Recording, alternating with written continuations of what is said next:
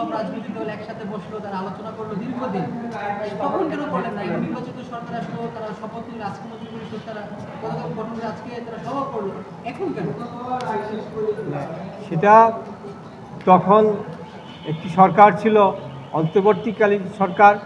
আমাদের সংবিধানে তত্ত্বাবধায়ক সরকার বিধান আছে, জেনারেল ক্লজ অ্যাক্ট এবং উচ্চ আদালতের রায় অনুযায়ী সংবিধানে এখনও তত্ত্বাবধায়ক সরকার বিধান আছে, কিন্তু অন্তর্বর্তীকালীন সরকারের কোনো বিধান সংবিধানে নাই।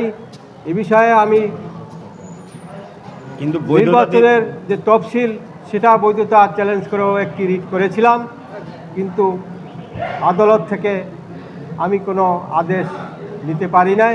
আমি শুনানি করেছিলাম, পরবর্তীতে আমি এই রিটটি করেছি। আমি তো জনস্বার্থে একটার পর একটা রিট করে আসছি, সুতরাং এখানে আমার কোনো ডিলে এরূপ কিছু হয়নি। তাহলে কি প্রধান বিচারপতি বৈধ? সচিবালয় করলো যে সুপ্রিম কোর্ট সচিবালয়, এগুলো কি বৈধ? এগুলো তো অন্তর্বর্তীকালীন সরকারই করছে। তারা যাদেরকে বেতন দিচ্ছে গত কয়েক মাস ধরে, ওইগুলো কি বৈধ? আবার আপিল বিভাগ তো রায়ও দিচ্ছে এর পক্ষে, ইন্টারিম গভর্নমেন্টের পক্ষে। ইন্টারিম গভর্নমেন্টের পক্ষে এর কোনো রায় হয় না অ্যাপিলে।